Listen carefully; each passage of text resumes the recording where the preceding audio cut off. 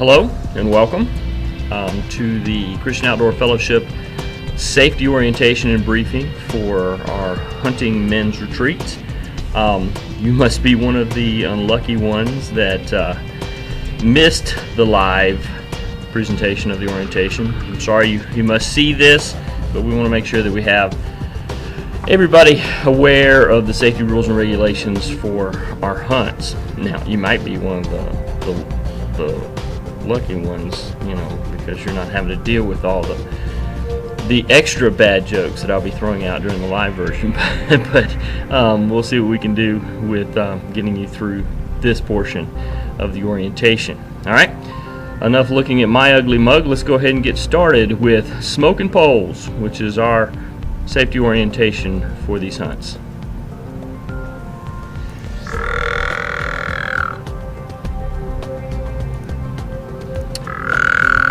All of this is brought to you by Christian Outdoor Fellowship, and this is our In the Stand men's retreat.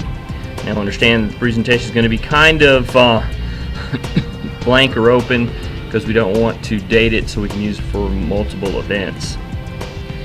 Now, what's the main objectives for what we're doing this orientation for? First of all, you gotta look and consider a few things when you get a bunch of crazy Christians in the woods with loaded weapons, and we want to make sure that we handle all those odds and ends.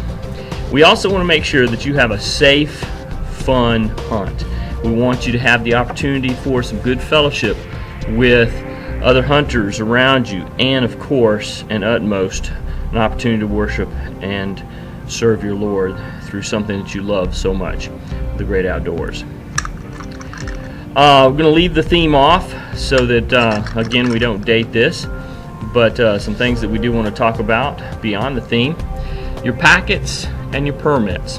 First of all, with your packets, you're going to have a kind of a packet that's put together just for all of the participants, and when you go through that, it's going to have some fun freebie type things, plus our Fields of Grace magazine with a lot of information in there.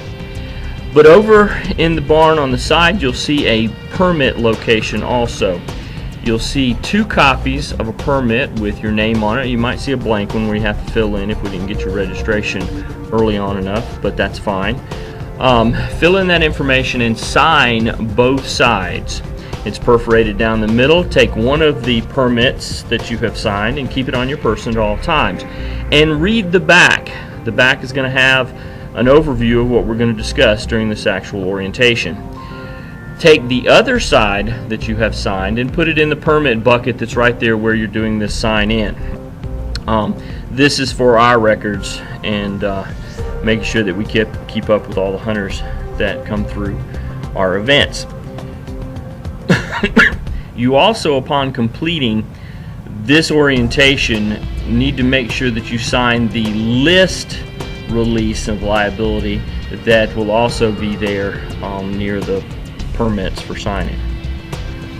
Donations. Christian Outdoor Fellowship is an organization that hopes to serve our Lord and serve our local community, and if there's any way that you would like to help, you can make checks payable to Christian Outdoor Fellowship, and we'd love to have that. We know that your prayers and your gifts are very, very significant to our ministry, and all of this can't be done without your support. Your guides. First of all, me, this Keith Fender, one of your master guides here, and we like to look at it this way as we call ourselves master guides because we hope we're not only guiding you in the woods, but we're guiding you to our master, who's our Lord and Savior. Al Scroggins, old man Al. This is an old picture of him. He looks all young there. Now you look at him, he looks like Uncle Si. So just look for Uncle Si, and you'll find Al Scroggins. Chris Warren, the Grand Slam man. Chris, great outdoorsman, loves turkey hunting probably more than deer hunting, but is good at anything he sets his heart to, and deer hunting including. And find him. There's a picture of old Chris.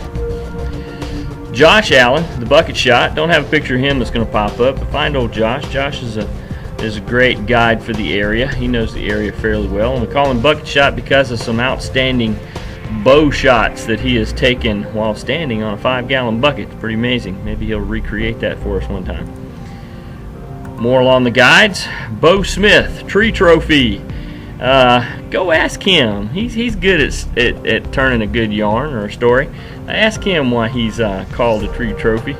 That's him cooking a little bit of Brunswick stew with Steve. And Lee Andrews, Deadeye Lee Andrews. There's a picture of Lee with one of the kitty cats he shot out here. He knows the area very well too, and maybe ask him why he's called Deadeye, as one of the past recipients of the Bubba Award. Quite a few of us have won the Bubba Award, including myself, and we'll be talking about that more later. Rick Nord, the Birdman. Don't have a picture of Rick up here, but you can find him on the website. He I think favors hunting of the birds a lot more than he does the deer, but he's good at both. And boy, he's been tearing up the ducks here of late, so we may lose him to duck hunting if we don't watch it. Alright, now the meat and potatoes of what we want to talk about, the rules and regulations for these events. First of all, when it comes to deer, we would like for them bucks to be 8 points or better. We're trying to manage the property and grow some bigger bucks, and we'd like for them to get a little older and also be able to check out their genes. So let's go for 8 points or better. Now, of course, if this is your first deer, we do allow some wavering on that, because we want to be a part of you harvesting or killing your first deer. So we'll bend those rules a little bit. But veteran hunters, 8 points or better on all your bucks. ID your deer. If you can't see it, don't shoot. Make sure that you find out what it is you're shooting at. We allow you to take 2 does while you're out here. But when a doe comes out, remember that if she's by herself, you better double check her. Lone does oftentimes are buttonheads, and buttonheads are young bucks with the antlers that just haven't quite broke the skin yet, so you need to check that crown, make sure that it's good and sleek like it should be on a nanny, not squared off. Check the front shoulders and the chest. You can also check the tarsal gland, but that's kind of ambiguous. I have seen some does that have a darkened tarsal gland, but if that joker is rich and black during the time of our hunt, you probably need to hold off on that shot, because if you shoot a buttonhead, you will be fined a $200 charge that COF will be collecting from you. Don't shoot if you don't plan on doing something with it. This is a philosophy that my granddad and my great-grandfather and my father have embedded in me, is that if you are going to shoot an animal, you better have plans for it. Plans to use as much of that animal as you possibly can, from the antlers all the way down to the glands, to some of the internal organs, and of course the meat. So don't shoot it if you don't plan on doing something with it. Now, however, ask your guides. There are plenty of families and members of the church and of the community that are asking for meat, and there may just be a need to take a doe or a deer from one of those families. No ground or horizon shots. When you're going to your stand, there is not to be a round in the chamber of your gun. You can have a magazine in, you can have some loaded in a clip, but do not have a round chambered in your weapon. This will help you avoid those rushed ground shots where you see this monster pop out in front of you while you're walking to your stand. With this many hunters in the woods, that is just too dangerous. Those ground shots travel way too far, and you're not checking your target on what's on the other side of it, and it's just too dangerous. So please, no ground shots. You know, obviously there are situations where we've had some predators in the area that you've had to do some things to protect yourself, and that's understandable. But when it comes to shooting any type of animal, whether it be a varmint that's far off or a deer that's popped out in front of you, do not shoot from the ground. Wait till you get to the stand. Get elevated so that you're shooting into the ground. Also, once in the stand, no horizon shots. Again, when you've got this many hunters in the woods and you see that deer crest at 200 yards on the top of a small bluff or hillside, there's too much danger in shooting because of what could be behind him.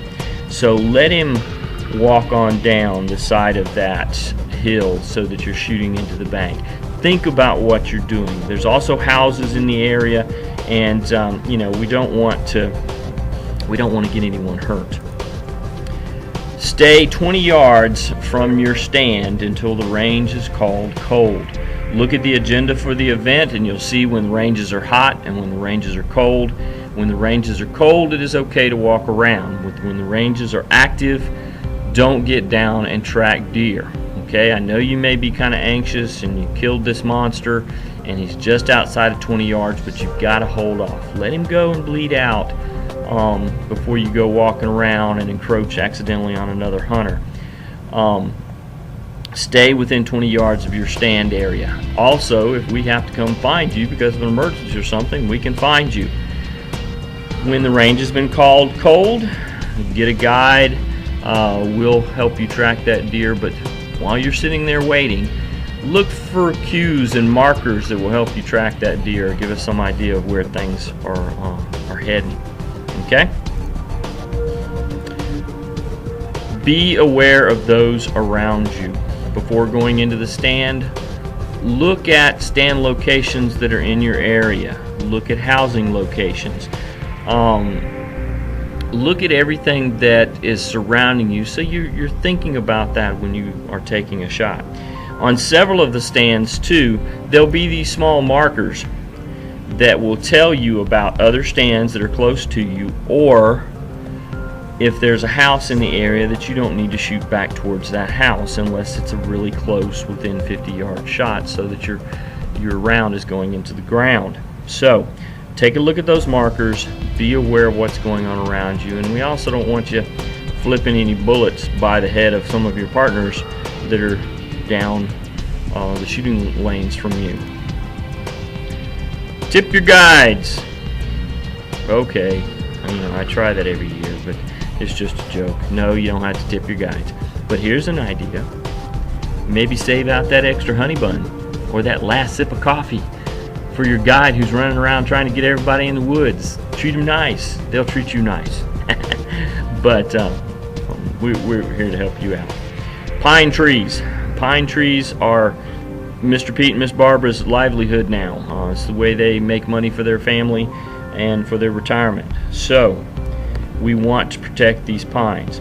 We want to try to avoid climbing them if at all possible. In some areas, that's the only thing that's there for us to climb.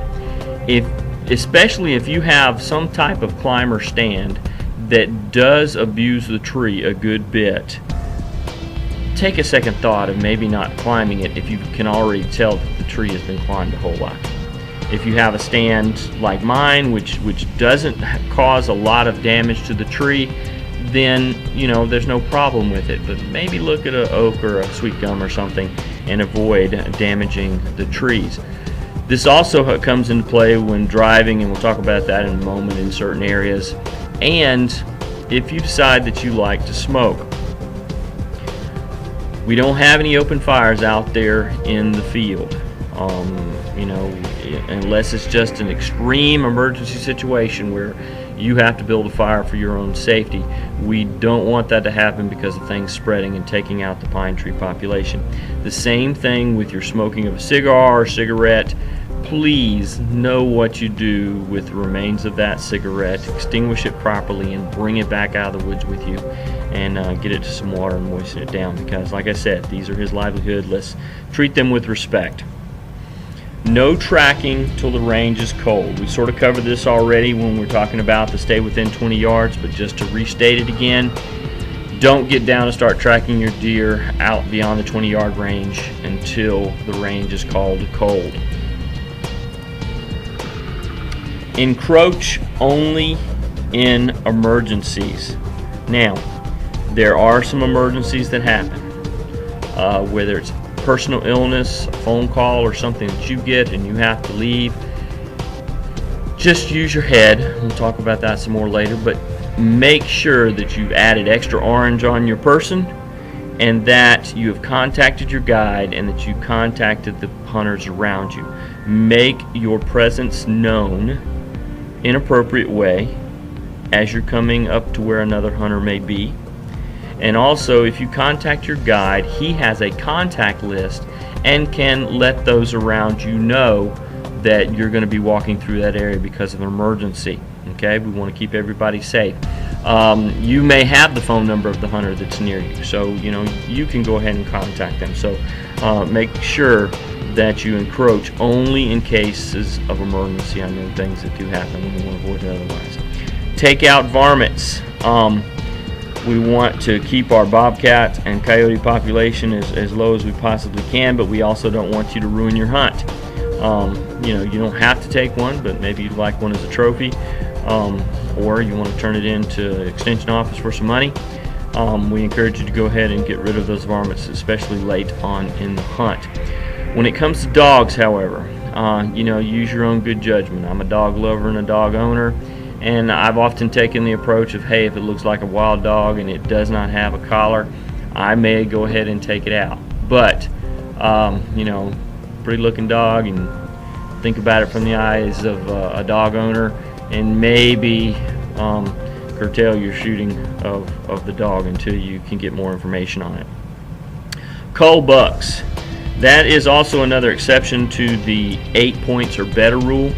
Cull bucks are ones that have obvious genetic deformity, okay, whether it be in the rack, their head, their hooves, or something like that. There's obvious deformity, or a deer that is severely wounded that is going to endanger its life. A leg that has been totally snapped, and you can tell that they can't get around too well. But when looking at the rack for obvious deformity, a broken rack or a broken off rack set of antlers does not qualify it as a cull buck.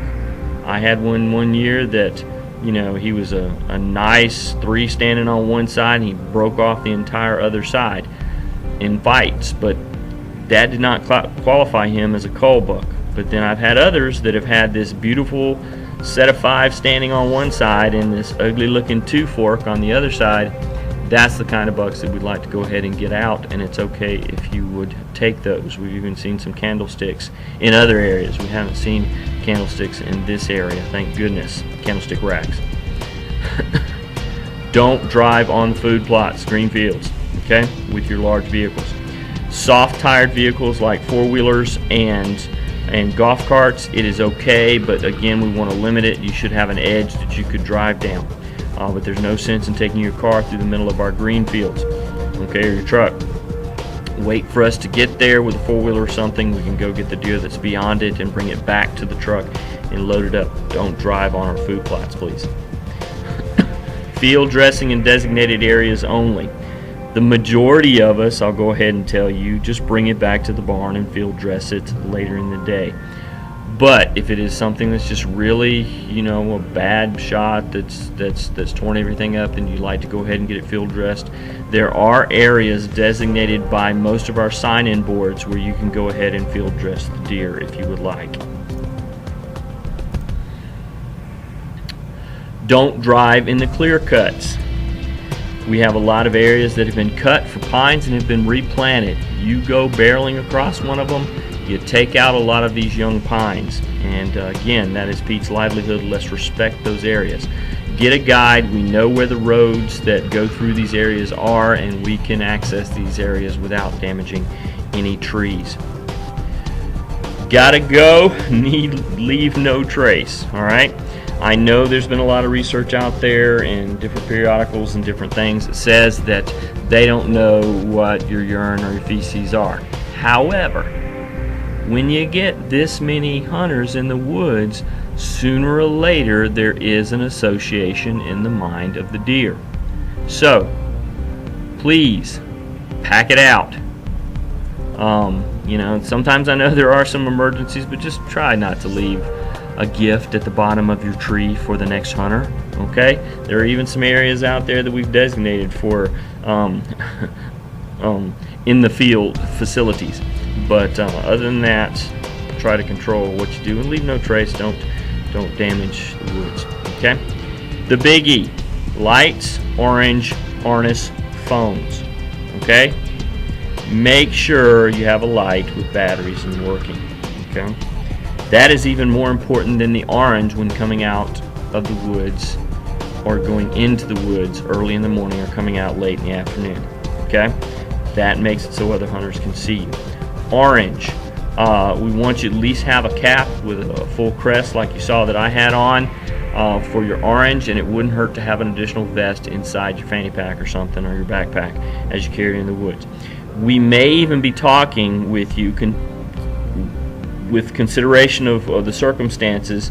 We may even require at certain stands or certain hunts that some orange be worn up in the stand. Okay, a small patch of it like the hat or whatever. But ask your guide if that stipulation is being enforced right now because of particular situations. Harness. Wear a harness. There's been too many accidents in the area. A lot of things have gone on. Use your head and wear a harness. Okay? The only time that you do not have to wear a harness is when you're in a totally enclosed shooting house. Ladder stands, climbing stands, tripods, we all want harnesses to be worn. Okay? We want you to go home and be able to play with the kids when the hunt's over with and not to fall out of it. And one of the silliest falls we've had out here, and it was a minor one, thank goodness we haven't had any major ones, but was just flipping out of a tripod, and he landed on the platform. So having a harness on in those situations, but you don't have to have one on inside a shooting house. Your cell phone could be your lifeline for a lot of things. We've talked about it when making other hunters aware of you. If you have to encroach in emergencies, or if you have a distressful situation, give us a holler. Make sure your cell phone's with you and it's charged. And don't sit up in the tree playing with it all the time. It's one of the hardest things I've had to tell young hunters is that their face is illuminated in the low light by their cell phones and their smartphones, and your eyes cannot adjust to your surroundings. I used to be a baseball coach, and we used to make sure and enforce with our players that prior to a game, going on the trip there on the bus or whatever, we wanted them to lay off of their cell phones, and they weren't allowed to use them. Okay, they could use them to listen to music, but they weren't supposed to play any games or do a whole bunch of communication on them. The reason being is that their eyes could not readjust for seeing once they looked up from the device. And the longer you sit there staring at that device, the worse it gets. Try it sometime. Sit there and look at your cell phone for about 20 minutes or 10 minutes, sitting there doing some 5 minutes. Then look up and see how long it takes your eyes to readjust.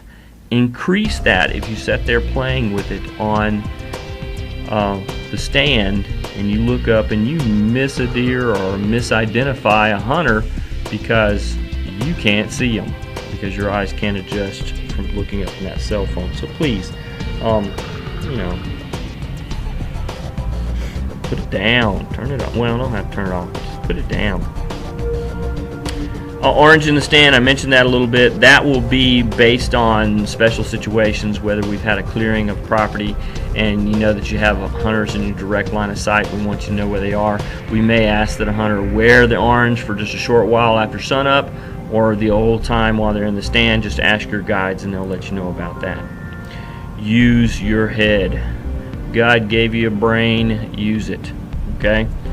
Don't let the intensity or the buck fever of the situation cause you to do stupid things and be the recipient of the Bubba Award, as I have been in the past. So, use your head, okay? No barn shots. We actually had a deer stand in the top of the barn, but local adjacent landowners have asked that we not to do this anymore.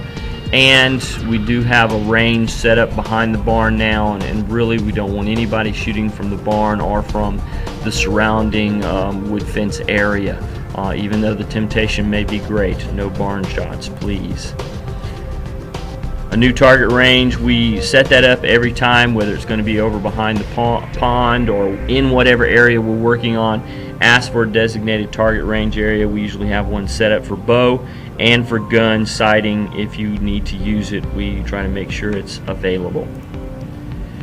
This is a example of a stand placement map. I want you to be familiar with the way it looks and sort of go over some of the ideas and marquees and key behind it. This may be an older map, so don't go by its word right now. There may be several updates that have been made due to moving stands, houses moved, that sort of thing. But this is an example of Mr. Mitchell, Pete Mitchell's back 40. You see how the property is laid out. If you see an area such as this that has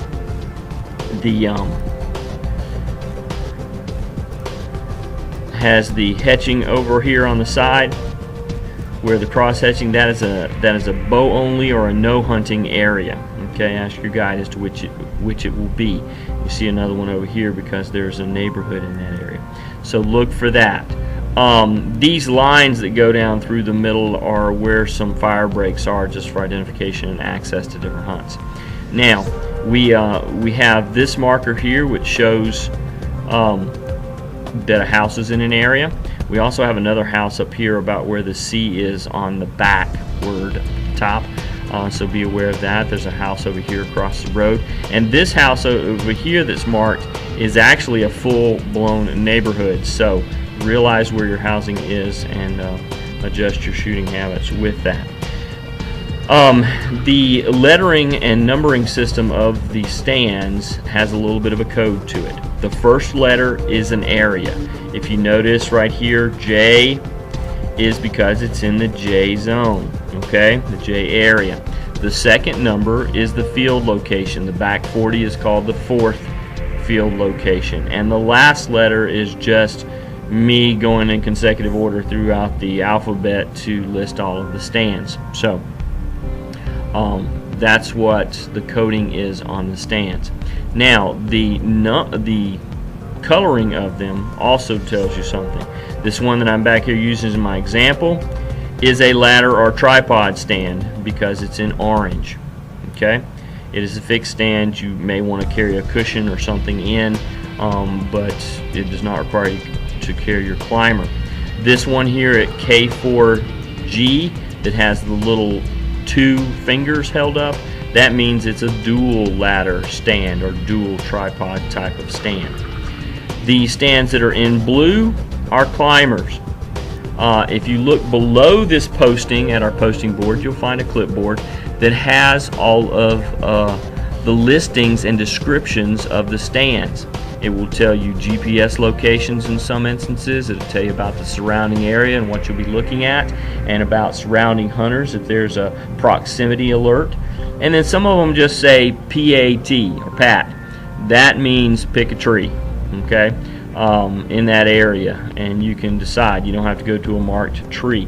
You can go to any tree in that area that you prefer. These that are in the dark red or the darker red are shooting houses. Most of our shooting houses vary in size from being about a 4x4 house to one that's 4x6 or 4x8. So ask a guide.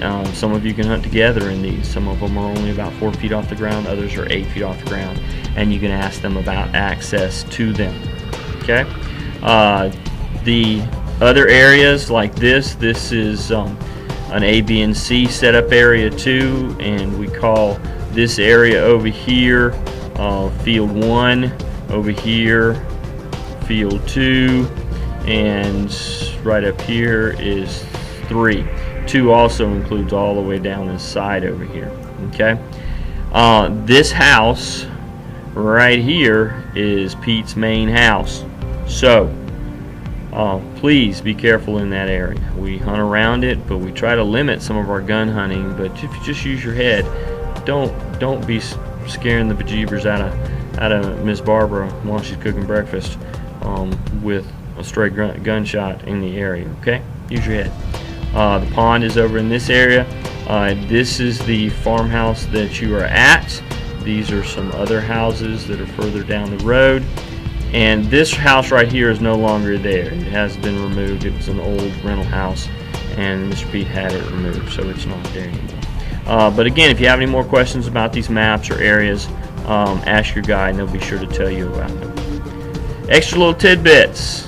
Take something with you into the woods that's good to look at, like a book or your Bible. How about that?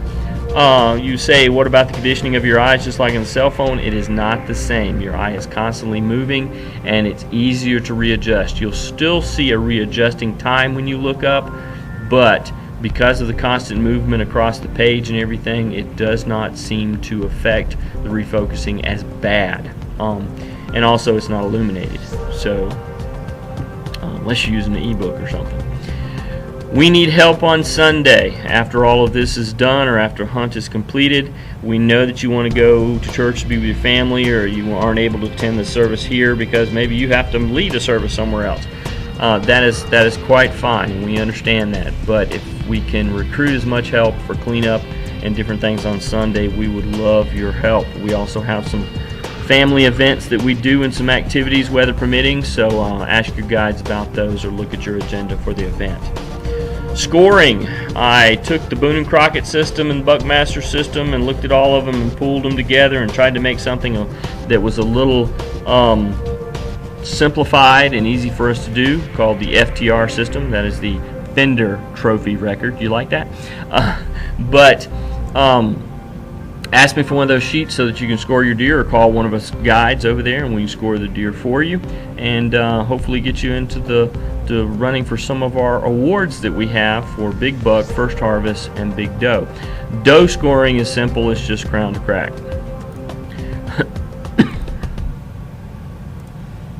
Voting. Other voting that's going on. You don't get to vote on the biggest deer or anything like that for winning that award. But we have some other things that we're doing during the hunt or during the event. Storytelling. Have some guys like Bo, I mentioned, can tell you a good story. And maybe like Cy Roberts, it's about 90% true. But have some fun with it. Tell some good stories. We want that fellowship to go on. If you hear a really good story, go over to our voting box and vote on the best story that you heard. And we have a prize and award for that after all this is said and done. Gadgets. We like all sorts of cool gadgets, things that are homemade, things that are purchased. And if you even notice in our Fields of Grace magazine, we have a guides notebook section which shares the best ones that we've heard or best ones that we've used with everybody. So show off your gadgets. And the last one is an award you don't want to win, called the Bubba Award. They are in just good fun, but sometimes they're ones that are serious boo-boos that we have made. I won it one year because I got everybody set with their harness and gave out all my harnesses because people forgot them. Got back to hunt and I didn't have a harness. But there's one stipulation. I got to throw this in there. You know, advanced mountaineering instructor, I could tie my own Swiss seat and probably make a better harness out of rope than you could buy in a store. But I still opted to put myself in the running for the Bubba Award. But you don't really necessarily want to be the recipient of the Bubba Award for a year. But again, remember, it's all in good fun and jest. Postings. We want you to post your stand location with your guide only and with the posting board in the barn. We do not want you to post in the posting boards that are there on the fields. This is because there's just too many of you. It takes too much time, uses up all of our stickers too, and it's not really necessary when we have this many hunters and we know where you are. Processing your deer, remember to use what you kill. We have John's processing, some other processors in the area, and then we have some guys that can help you take it all the way down and put it in a cooler in the barn there. So have plenty of ways to process it. Also with postings, don't forget that there's the online and the paper posting of your hunt with the state authorities. Make sure that you complete one of these and have that confirmation number or have that piece of paper in your hand before we do take deer for processing. If you do have a deer that you want to have processed and have us take them over there, we also have these little envelopes and tickets to identify and strap on the deer, so we keep everything kind of organized and orderly for the processors. So make sure that you complete one of those so that we have those on our person.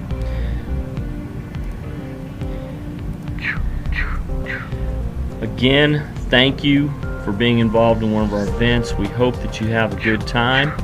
We hope that you get a chance to fellowship one to another and worship our Lord, doing something that you really love to do, and passing on that passion to some other young hunter or some other hunter. And we hope that when you get out in the woods, you hear some of these very same noises.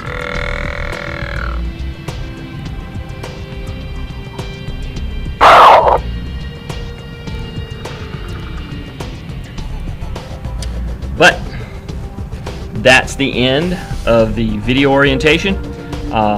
If you have any questions, see me, see one of your guides. Go out there, have a great hunt, and hope to see you again at one of our events in the very, very near future.